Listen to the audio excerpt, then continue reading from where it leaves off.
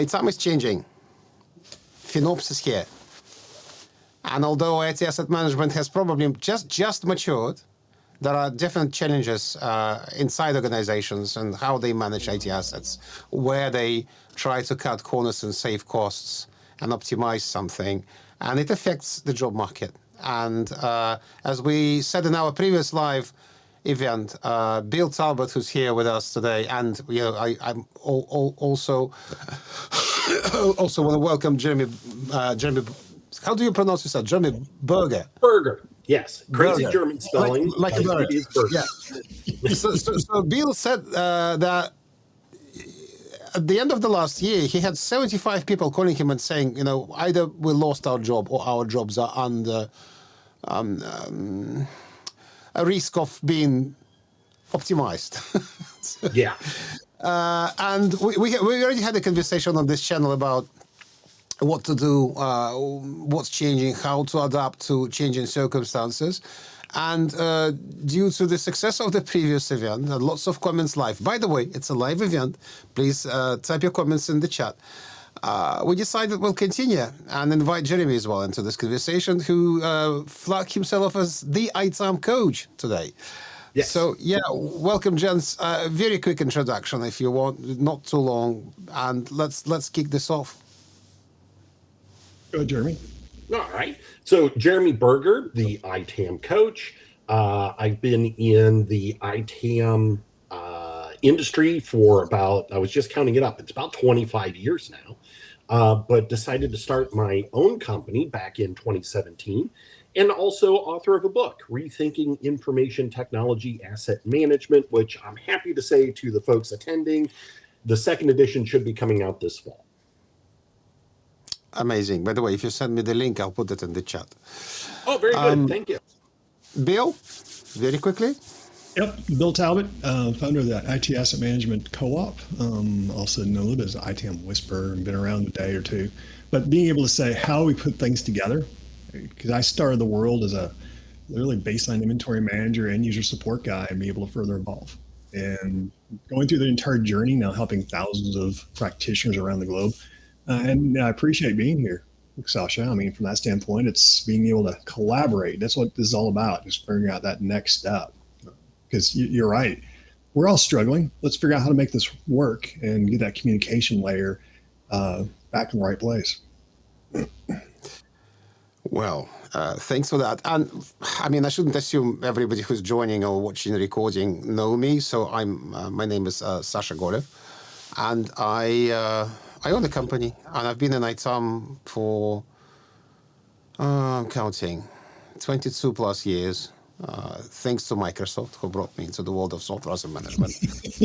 And unfortunately, there's a way into ITAM. There's always no way out. I mean, there is, but it's difficult. I love it. It's like the Eagles wrote a song about that. You can leave anytime you want. There, yeah. Yeah, exactly. He can never leave. You can never leave. People try to, but they inevitably go back to that. My story, for example, is I had multiple skills, lots of skills, different ones. When I moved to London in 2013, I thought, you know what, I love this country. I was on a temporary visa. I thought, I love this country, I want to stay. And for that, I had to actually drop my previous business and apply for a job. It was one of the ways to immigrate. And I looked at all my CVs and everything, and I looked at web development. I was pretty good at the time at web development, database administration, system integration, Microsoft certified systems engineer, and as one of the skills was software asset management and ITAM. And I thought, you know what? For some reason, this is what I want to do. So I cleaned up all my CVs, everything, LinkedIn, CVs, everything, and just made it all about my story in software asset management. And I got a job in about a week after that. So, that's the thing. And I'm still thinking, I could have chosen something else at the time. Because right now, most of those skills are not really lost, but they're covered in a thick layer of dust. But here I am, with you, speaking at the ITAM Summit. We'll talk about it today, by the way. We need to promote it because it's, the clock is ticking. It's at the end of August. And if somebody wants to come to Knoxville, Tennessee, here's a sorry, Bill, I'm covering your face. You're totally good. Here's a QR code. That's a sign. It's all good. Yeah. So that is my story, and I look at other people who try to leave this industry.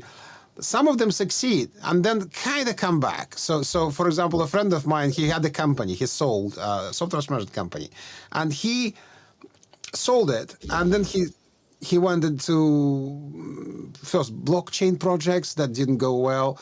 Then what did go well, he went into cybersecurity. And then when we talked to him about what he did in cybersecurity, you can hear it all revolves around ITAM anyway. So it's not cybersecurity in isolation. And to be honest, cybersecurity is probably the biggest beneficiary, except for CFOs. But CFOs aside, not everybody wants to save costs. Actually, funny enough. But from the IT asset management, the biggest beneficiary, in my view, is cybersecurity. Is that a way? Is that a tangent? I don't know. So let's go back to the subject of this conversation. Sorry, I did a very long intro, almost 7 minutes. You can tell we have no fun on here. How do we survive? How do we survive in the current turmoil? Well, right. From a role perspective, right, that's kind of what this is all based upon, right? How do we keep ourselves standing? And that's one thing from even the dialogue we had in our last dialogue.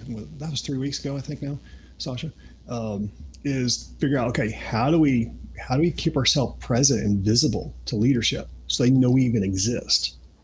That to know the value they're seeing from us in all those efforts, right? And I'm finding that there's a lot of truth behind the unknown factor there. And what I mean is we're not sharing that. We keep things very tight to the chest. As IT folks, we're very independent as far as we like to do things on our own, right? Like, not always, but say it's very much so. But we don't like to promote ourselves because we're very humble type individuals. We love to serve others. We communicate, but we have a hard time communicating about our real value, about how our successes and things like that. And even some of the failures. And keep in mind the failures, when we talk about failures, and the true effect of that is failures actually help drive us towards success. So it's about, okay, how do we overcome that, right? But where I'm going with that is that overall communication, that communication layer is usually what I've seen is lacking right now, Sasha, is being able to better communicate to leadership and say, you know what, asset management, you can't live without us, because just turn off all your assets, see where you go. Just a flippant comment, but I mean, what do you think about that, Jeremy? Yeah, so I agree with the communication part, and I think that there's, to Sasha's point earlier, there's two directions that communication. You're talking about top to bottom, up to the decision makers in the business. But there's also an issue that asset management has across towers, that cross-tower communication. You hear a lot of people talking about the importance of that communication, but we do a very poor job of reaching out to other sectors, getting their data, getting their input to make everybody's job easier. That was one of the things that I really appreciated when the ISO rewrote 19770, is that in 2017, they really hammered in on this idea of trustworthy data and the importance of bringing in cybersecurity, service management, financial data all together into one pot. Now, that presumption has been that pot needs to be the CMDB, but configuration management is a different animal. It has different goals and different focuses than asset management. And in my book, if you don't mind me bragging a little bit, but in my book, I'm very specific and very clear that asset management is really the one that needs to be in the middle and coordinating all of this data inputs and outputs, because we're the only ones that are in a place of systemic thinking to be able to spot those patterns. You're absolutely right. Well, it's about that alignment. It's about stakeholder alignment. That's exactly what you're talking about. Well, it's one step further, right? It's one thing to say, yeah, we're aligned and we're able to do this. It's another thing to say, okay, tell me the data you need, and in that exchange, give me data that I'm asking for. Infotech, I was speaking with some of the folks from Infotech, and we've kicked around the idea of breaking out, instead of having the idea of end users and report recipients and these sort of requests and go-betweens, to look at your pattern of activity as data requesters or consumers and data suppliers, and breaking down your activities in that exchange of key field and key information. Mm-hmm. I do agree with everything. Oh, that's too bad, because usually when you get a fight, that's when you are the ITAM coach. You know, we professionals have this problem that we sometimes think that simple things are already, you know, ingrained in humans' brains, but exactly they are not. What are the simple steps of, let's say, what you're talking about, communication? This is to save your role, to save your job. If you think, I mean, if they already put you on the kill list, then they'll probably be fired.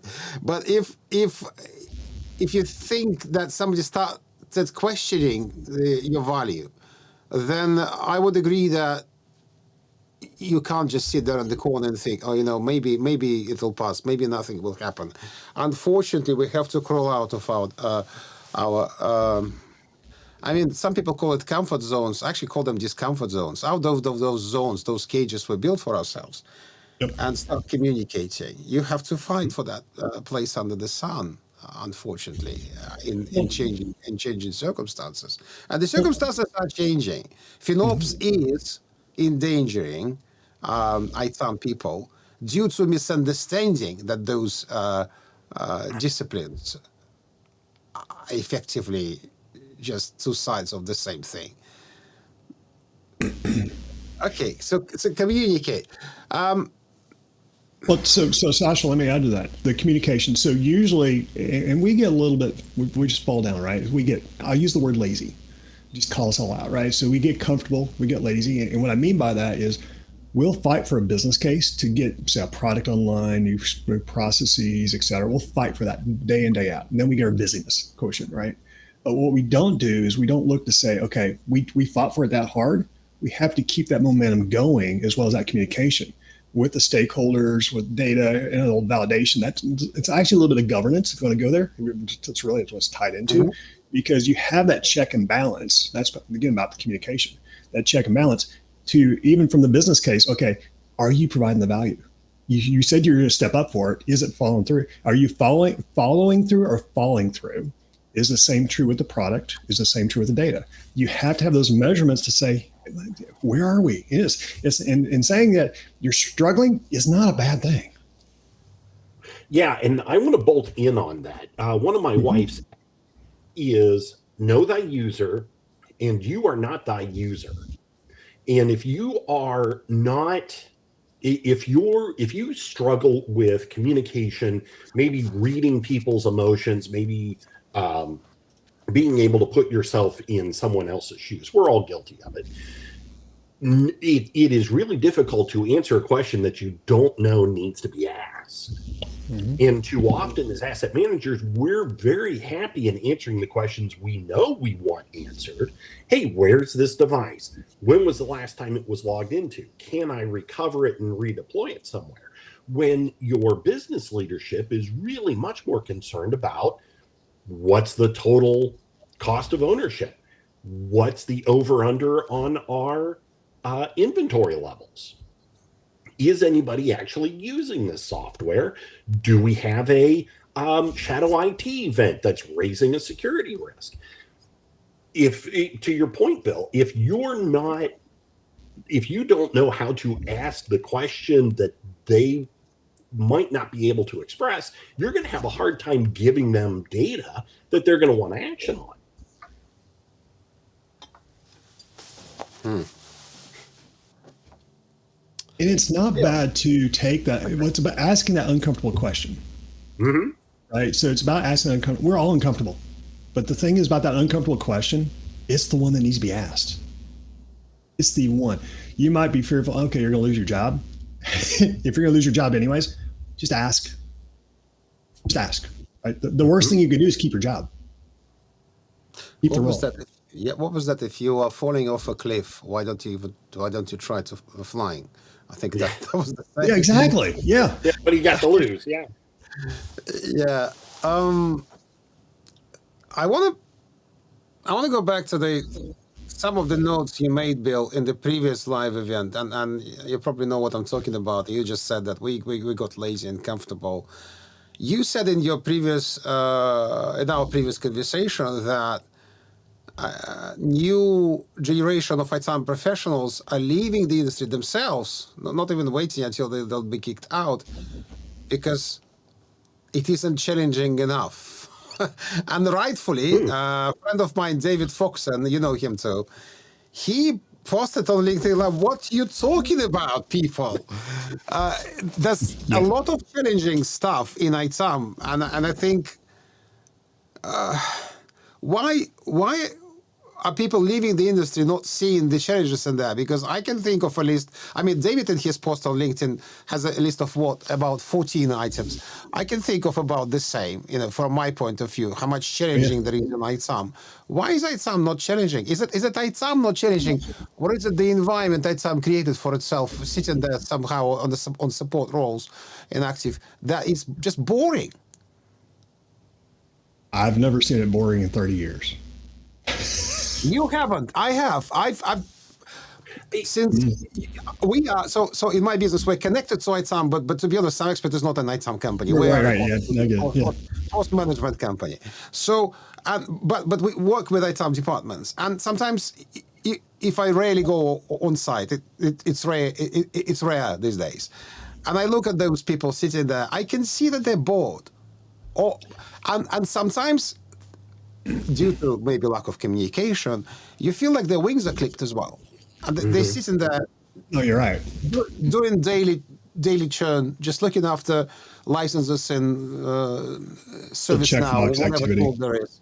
Yeah, and I can realize why they may see it's not challenging, but maybe it's because they're not challenging. Well, I wonder if it's coming from another direction as well. You have some very large players in the SAM and hardware tooling environment that are pushing the idea of the magic bullet solution. Install this product, everything's good. You don't have to worry about it anymore. We're seeing that with their own tools. We're seeing that with AI coming out and being framed as a threat to asset management. Ask me what I really think about AI in the ITAM industry. I'll set this place on fire. But we do have this. I fear that we've got this presumption from leadership that I don't see value coming in from the team that I've got. I know I've got data and reporting that I can't trust. I keep trying to support these folks and I get my hand slapped when it comes to the audit. I need an easy answer because I can't spend time dealing with this. And the commercial on the Golf Channel tells me this is all I got to do.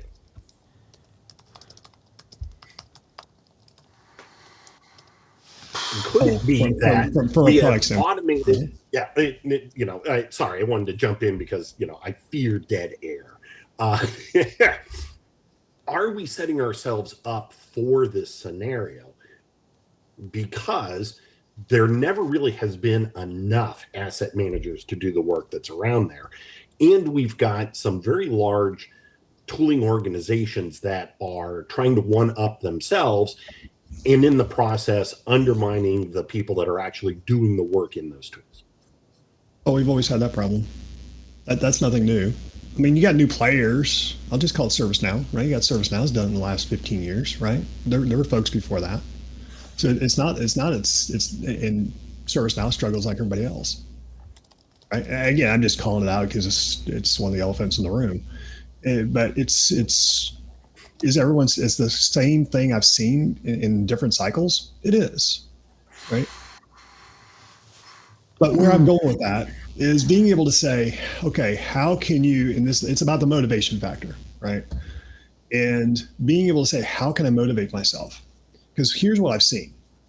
And I saw it from offshore. I'm sure the same thing happens from onshore too. Is you have folks, we put them in a box. Here's the task they need to complete, and that's all they're going to do. I'll just say low cost resources. I'm not trying to pick on anybody. It's just it is, right? You're completing those tasks. They're going to be bored. I would be bored. You get me for about a week. I'm ready for something else. Just call my ADHD, whatever you want to call it, right? And what we're struggling with, and the one thing I've been trying to do in the co-op, right? And you guys have seen it, even what we do in the summit, right? I challenge them. I challenge them to challenge themselves, because that's what we're not doing as an industry. How can we help challenge themselves? Because we're overwhelming people. That's interesting. We're throwing everything out there, right? Mm-hmm. And what I've been, and if you've heard anything I've talked about this year online, I talk about how you need to focus on what you're really good at, focus even more on it, and then determine where you want to go. Don't worry about all the other noise, right? Yeah. No, that's actually a really good point. There, I have observed the loss of individual investment by companies. And it used to be 30, 40 years ago, if you found a employee that you brought into your organization, you had a budget specifically for them to upskill, retrain, and continue their education as part of your operations budget, your HR budget. That doesn't happen anymore. The presumption coming in from organizations is we could always find somebody else. And that shifts then the onerous from the organization keeping their employees on the cutting edge of technology and skills to now the employee needs to find these resources on their own in order to stay relevant and keep up their salary requirements, really. And that's where you've actually, all three of us, and I credit both of you helping me do this as well, right? That's where we're helping raise the bar and how we're looking at the entire discipline as a whole, mm-hmm. right? How we're doing it, how we're challenging the topics we talk about. Because the elementary one-on-one stuff, I wouldn't call it boring because I never look at it that way, right? But how can you challenge yourself when you say, that's not enough or I need more? How can you be that investigative reporter to say, you know what? I'm going to challenge it. And some people are just not made for it. I totally get it, right? It may be cultural, maybe individual, et cetera. But you have to have that curiosity to make that happen. And I'll give an example. So just yesterday, I was calling folks about the following up from the ITAM Summit stuff, right? Because we have that happening at the end of this month. And if you haven't registered, you need to. It's going to be a blast. So many different levels. There you go. See, and you tried over my mouth. It quiets me down right there. But I was talking to somebody yesterday. He says, Bill, I'm passionate about this, but I don't know where to go. Mm-hmm. He says, well, do you have a program to help put that in place, right? And I was like, well, we do, but I also went to the point back to what I talked about a moment ago. I said, where are you today? Because I don't want to just jump in and throw the baby out with the bathwater. And a lot of people like to do that. Okay, you go make that happen, have your checkbox, you're done, right?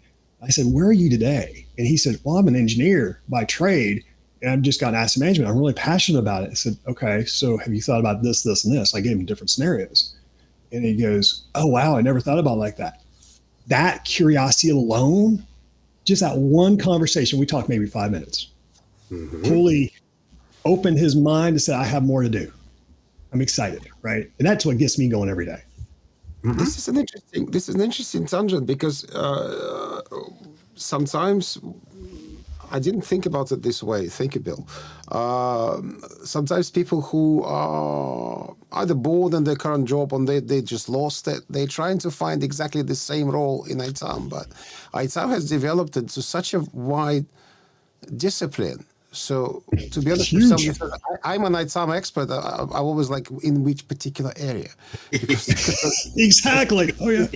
There are sub areas, and maybe it makes sense to explore something new. But then, how do you explore that new unless you talk to other people in the community actively, not just following their LinkedIn posts, that they sometimes do, and LinkedIn and any other social media is really guilty not showing us what we want to see.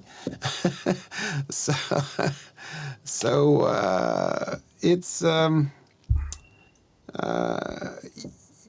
I think my advice would be to just gather those ideas. Maybe today yesterday you were managing licenses in ServiceNow, and tomorrow you'll become a FinOps person, growing from ITAM.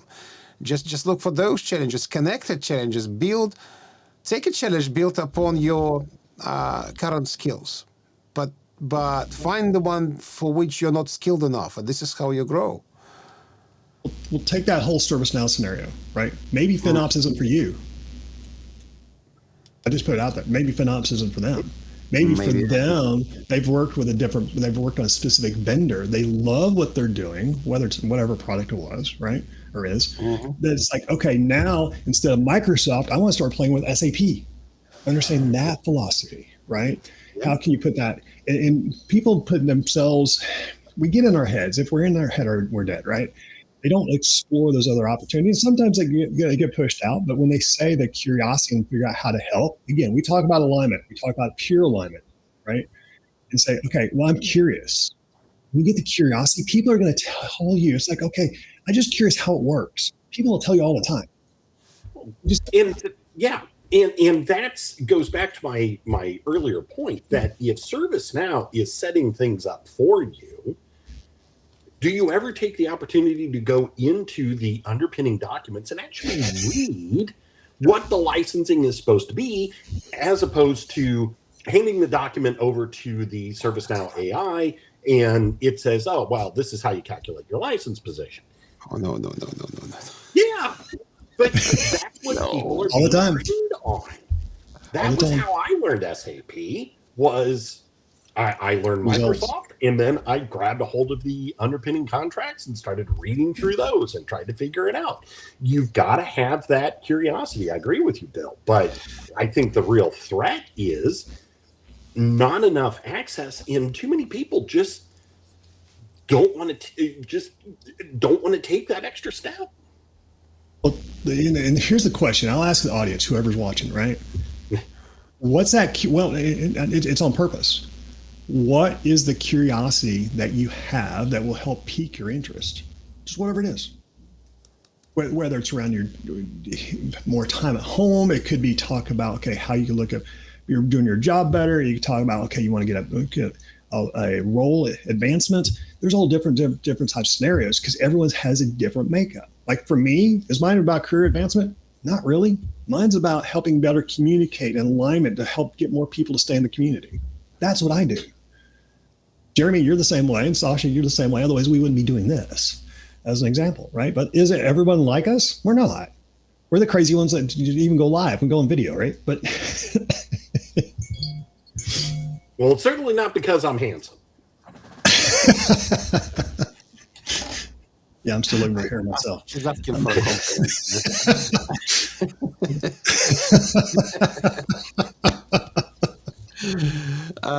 There you go, folks. You just put me on. You just can't.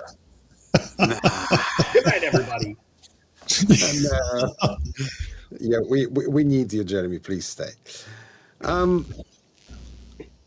But to your point, Sasha, I think is where we're going, right? Is whether you have a job or looking for a next job, you also need to think about how to improve your skills. Always. You need to look at it on a yearly basis, right? But that's also a inherent philosophy of asset management. Mm-hmm. A lot of questions that I challenge my clients on is the second act. Very few people start up an asset management program or start procuring hardware and software with a end in mind. Usually it's just, well, we're going to use this and then throw it away. Right. The whole recovery step is in itself a discipline. How do you determine whether or not there's still value in there? What does that value look like? Does it require an upgrade or downgrade? Or maybe it is more valuable just as it is, and donate in kind to some sort of charity or upskill foundation. If you're not asking those questions at the beginning, you're failing to plan, and that means you are going to fail. So why not take that discipline and apply it to yourself? Hey, right now, my skills are relevant. What's coming down the pipe that I need to maybe sharpen up a little bit on, to the point of maybe even getting a accounting degree or a couple of certificates there to prepare for FinOps or programming or AI prompt skill sets? Any of those things. Or it could be as simple as communication. To ourselves. It could be as simple as talking and communication. It could be that simple. Yeah. Right. Go be Toastmasters and things like that. Learn how to better communicate. Again, I've been a Toastmaster for 15 years. So I highly promote it. I don't just promote it. I highly encourage it because it helps you communicate no matter what. Right. Be involved in local subject matter activity. Go to try to get to a summit or an event. Network. Go ahead, Sasha. I stepped on you. No, you didn't.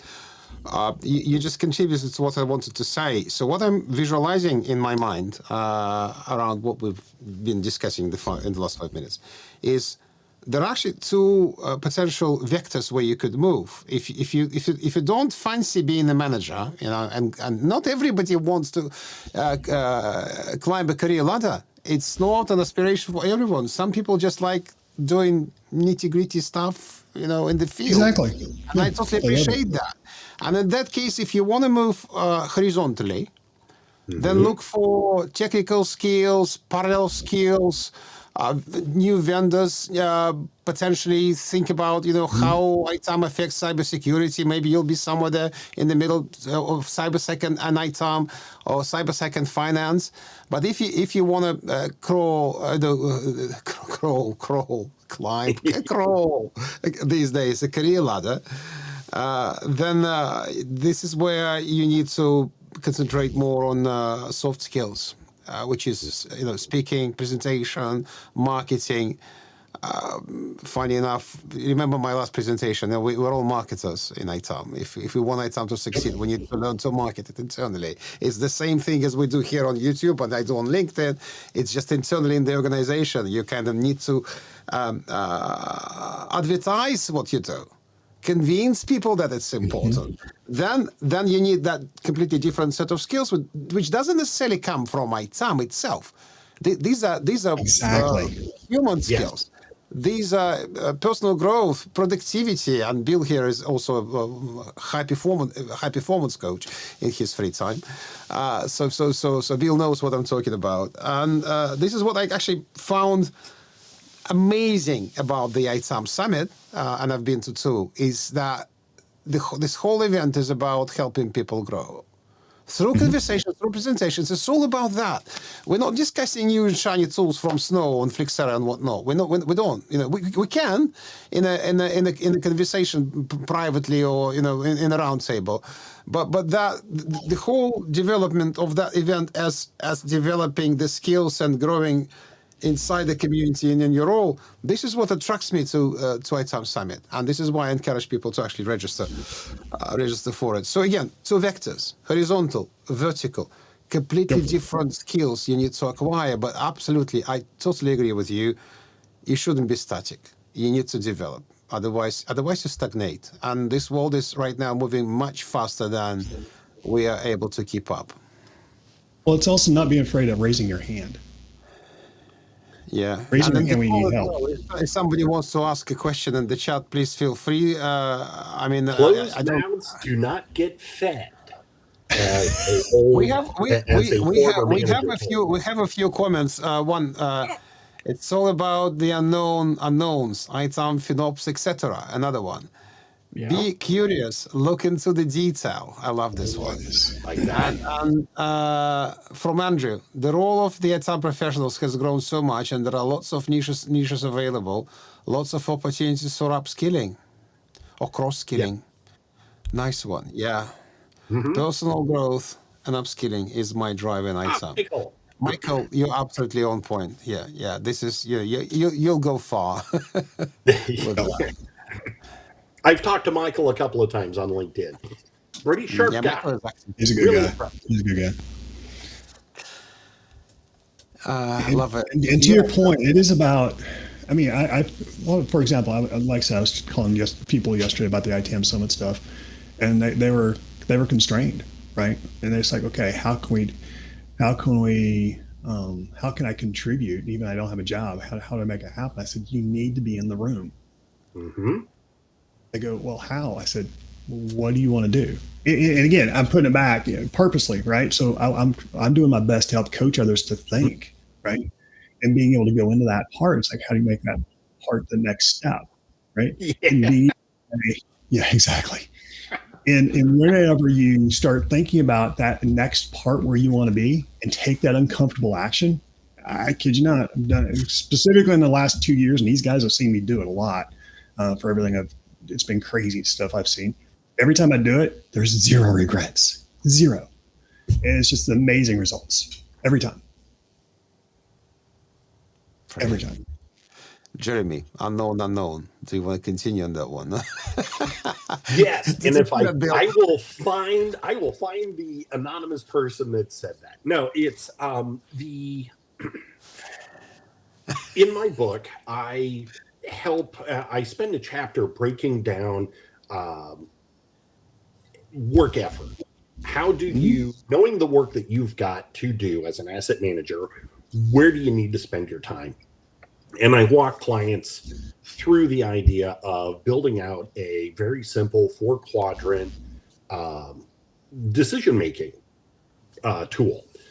Very Eisenhower breakdown. I actually go a little bit into the philosophy, but the idea of once you know what you know, if you know what I mean, that's the stuff you don't need to worry about too much.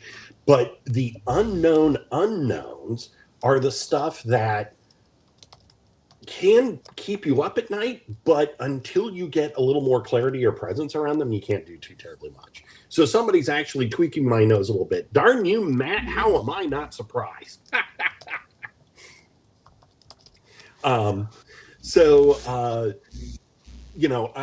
don't, and the point is that there are some things that you are just going to have to get comfortable not knowing yet. Mm-hmm. Yep.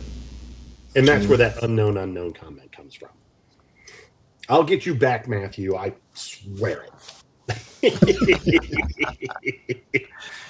But you have to see him in Knoxville for the ITAM Summit. There we go. Let's get him down. Is there okay? So if you want him down there, we need we'll have to schedule a tea time. That'll get him down. There you go. Okay. There's courses around here. As long as we don't go to the nuclear facility in Oak Ridge, you're fine. That's okay. Inside joke. But to your point, it is about being and moving forward. It really is, right? Whether you talk about how you look at things, how you adjust, because things are going to hit us all the time. New job change. I mean, I've gone through some job changes the last 6 months myself, to the point that they were trying to put me in a role where I am. It's like, okay, you're going to do all this. And I said, no. I go, what do you mean, no? It's like, this is what I'm good at. This is specific. And I stood up for myself. They go, well, okay, this role is not for you. So literally had to roll for like less than 24 hours, got kicked out of the role. And it's like I was kind of in la la land, I'll put it that way, as I went through a transition. And then within 3 weeks, had a different conversation, and it was the right conversation, and I got put in and made that happen. You just have to be comfortable to be in that uncomfortable role, in that position, right? Okay, so let me challenge you on this. Go for it. Because there's an X factor of faith. In Yep. order to be comfortable with that unknown, you've got to have a little bit of a belief that something better is out there. Correct. And if you want to talk a little bit more about that and that input, Self-confidence. because it's pretty scary when the babies are hungry and the wolves are at the door. You want to grab the first thing that you've got, or worse, stay put. Thanks for bringing that up. That's a great point. And I've grown in this area a lot in the last couple of years, a lot. A lot of personal change I've had as well as professional change. And you have to have, Jeremy, back to your point, I'll use the word faith, right? And you can take the religious side, you can do non-religious, whichever you want to go, but you have to have trust that it will work out, whatever it is. And say, okay, it's going to get crazy. It's going to be insane. But the thing you have to remember, that's opportunity for growth. It's testing you. You know what it's testing you for? When you move 3 more steps, that wall falls down, the new doors open. Just like that. And it's like, as crazy as it sounds, I mean, I've got chill bumps coming out of me right now because I love talking about this stuff. Because when you take that uncomfortable action and you move forward, all of a sudden you see a whole new world open up for you. To your point, you may have just lost your job. And I'm sorry if you did. I totally get it. A lot of us have all been there on that side. I'm not trying to shortchange that need, but maybe that was needed to help you grow and figure out, okay, where else you wanted to be. That next role, the next position, the next company. Maybe you want to meet other peers. Maybe you want to come to ITAM Summit because now you have time to do it. Maybe you want to study a new skill that you didn't have time before. It's easy to go and dwell and to say, okay, what coulda, shoulda, woulda. But how are you moving forward? And that's what I always have to think about, how I'm able to move forward, irrelevant what it is. And trust me, these 2 guys have been pushing me a lot in the last 6 months, a lot. And I'm blessed, and I'll say right now, very blessed in many ways to know them. I mean, they're great friends. And I've been through some very trying times. But being able to have friends to help push you, it helps make that happen as well. So help surround yourself by those that are helping support you in addition to you pushing yourself. Rather than that. No, and you said exactly something that we've touched on the peripheral a bit, but haven't really come in, and that importance of community. If you are struggling, if we as an industry struggle with communication, we can't solve that in a vacuum. We have to get out and make ourselves vulnerable and reach out to people that we wouldn't ordinarily talk to, but are part of this ITAM community, and learn from their perspectives, learn from their activities, and spark that growth inside ourselves as well. It may also be a different skill working with a peer, right? To your point, okay, I'm really good at what I'm doing. Everything's kind of autopilot. I want to go understand about configuration management because I've got really good at what I did. And trust me, I did that about 10 years ago now. No regrets. And actually, I figured it all out, which do I know all the answers? I don't, but I figured out how to make it work, right? I'm one of those guys. And people, I'll put it that way, not just guy, but people. I am a guy, but that's a whole different story. But yeah, exactly. There we go. We have stories to tell. We have stories Anyway. to tell. It's still G-rated. It's all good. But being able to say, talk with a peer and say, okay, how can we better communicate? How can I better understand your area to make sure for the transition that's helping you as well as I can help?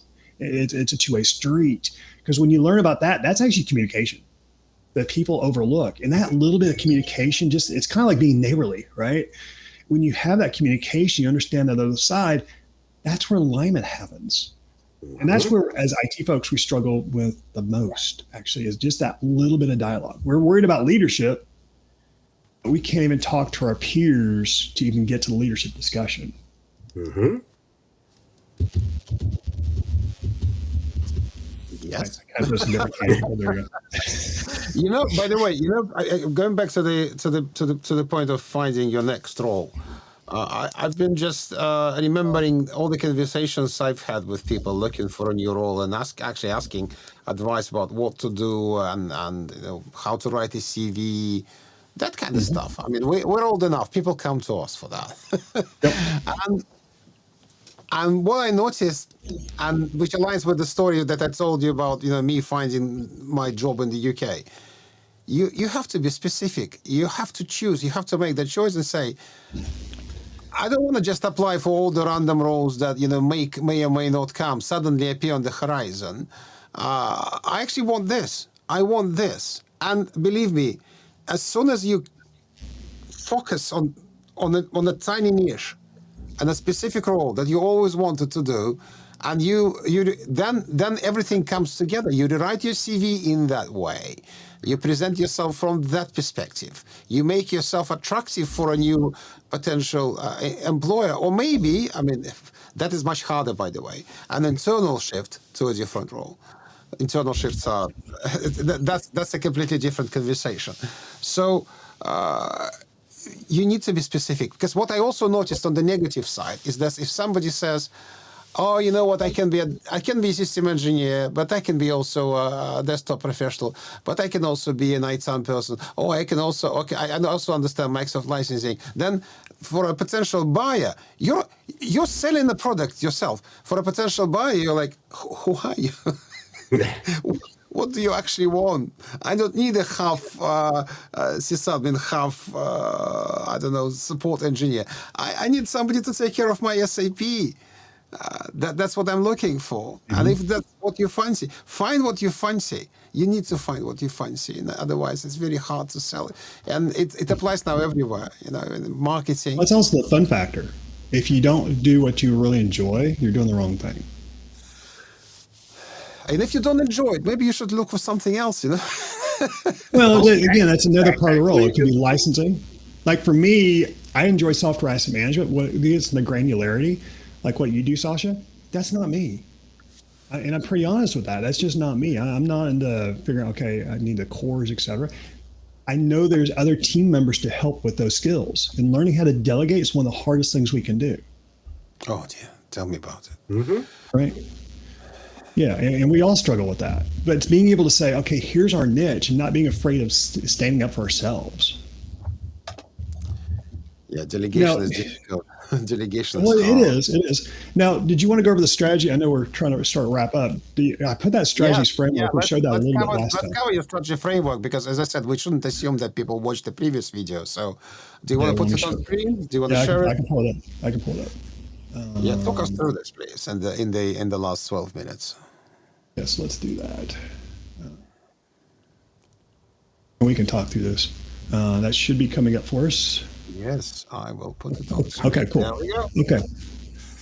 Okay. So the whole idea behind this was have a framework to figure out how you want to move forward with your role, your job, however you're looking at it, right? And that was the whole idea behind this. And this is something we're going to be doing within the co-op, specific within the co-op. And if you want to see that, that's itmc.org. More than happy to talk about any of that, or direct message me on LinkedIn. But the whole idea is you're doing a self-assessment. What do you really enjoy? What do you really enjoy? How do you look at that, right? How do you figure that out? And then from there, I say target ideal role. We get job descriptions sent to us all the time. We all do, right? The three of us, everybody. Figure out what you really want to do and see what's out there, because we're about to go change how we're looking at this, right? Because what we're also going to say is when we see what's available, we see what we want to do, we need to write our own CV. We need to write our own job description, right? Because that's what we really want to love, what we love to do. So when we do that, we're refining our profile. That could be LinkedIn, CVs, whatever you want, because then you're starting to talk with that, and then you're aligning with others. And what I mean by the A in the line is you're having those conversations. The recruiters are totally going to get confused, right? But you're actually talking with leadership, right? And you're also, where you see take root with your tribe, that's back to the community. You walk with your peers and say, okay, this is what I want to do. And you get your support network there. Because the support network goes into expand awareness. They're going to help spread information on their own contacts, help disperse that, not just LinkedIn, but with everybody they know, right? So how do you go that next step? Because then you start growing, figure out, okay, how can I further expand myself? Because you're getting excited again. And that's the important part. What's our mindset? How are we moving that forward? Because then you find the role you want, and you're aligned. You're having fun again. You've helped yourself move forward. So that was the whole idea behind the strategy blueprint here. So wherever you guys want to take it on your side, that was me just going through it real quick. Because when you start thinking about this, it brings it back to you. I cannot say that near enough. You're the owner of your own destiny here, right?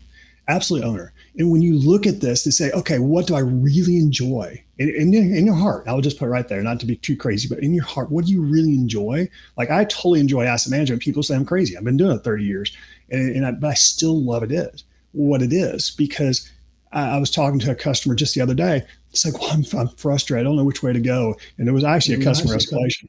And from there, we've all been part of it. And I said, okay, well, just tell me what the problem is. And they said, well, it's X, Y, and Z. I said, okay, so can we talk through this a little bit? It's like, sure. Within the hour, they were comfortable. They were ready to go to the next step. It's like, Bill, I love this conversation. How can we continue the dialogue? I'd never met the customer before. I was totally thrown into it. But that's also my ability to say, how do I really enjoy it? I love talking with customers. I'll take them off the cliff a little bit. But it's being able to understand where they sit and have that connectedness. That's my true skill, just as an example. Well, I think, if you don't mind me saying, Bill, I think you're selling yourself a little bit short here. Okay.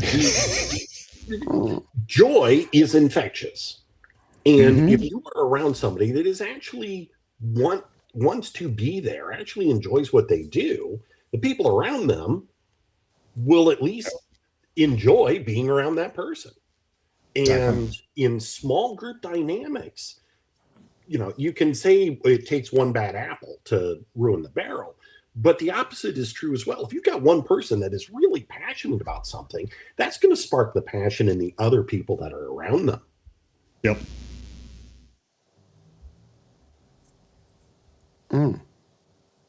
And we're going to have this embedded with what we're doing in the summit as well. I'm going to go back to that. This is what we're going to talk about, what we really enjoy, and being able to figure out how we can help ourselves that next step from a strategy and have that collaboration. That's the whole idea behind it.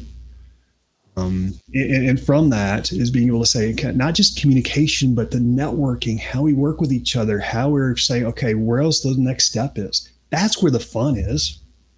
That's all we want. And right now, we kind of put ourselves in silos.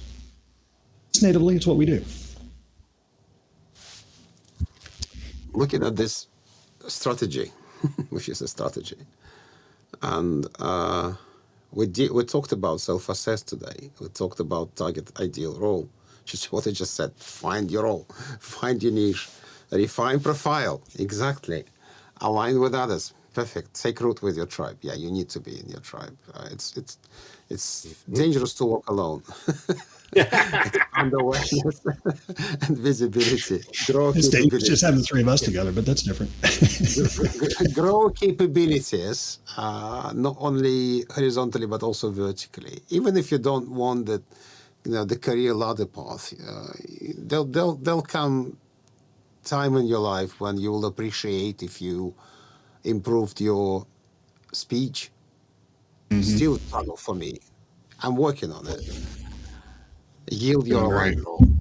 That's probably the most difficult for me to grasp. Yield your aligned role. But it still makes sense. That's a good strategy, Bill. I like it. Did you make it up yourself? I did. Well, it's great. It's absolutely great. This is right, gentlemen. That came from this effort.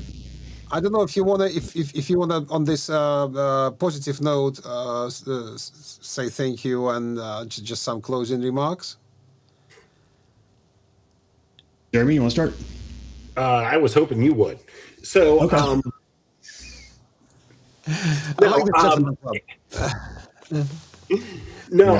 Closing remarks, trying not to sound too self-service. Of course, there's the book, there's my website, itamcoaches.com. But really, things look bleak at the moment, but there are opportunities out there. The difference right now that I'm seeing is that it's got to be self-actuated. There's nobody out there that's actually able to do this for you. you're going to have to stand up and say, hey, I want to continue in ITAM. I need to have a clear-eyed look at myself and my skills, and I need to take the next opportunity to sharpen those skills and get myself back out there. Bill? When you think about the struggles you're going through, they're there on purpose. They're there for you to grow through. We don't think about it. It's easy to have a pity party. We all do it. We've all been there, right? And I'll just call us all out. We've all been there. But when you realize that pity party is there to grow from, you have a whole new mindset you're thinking about.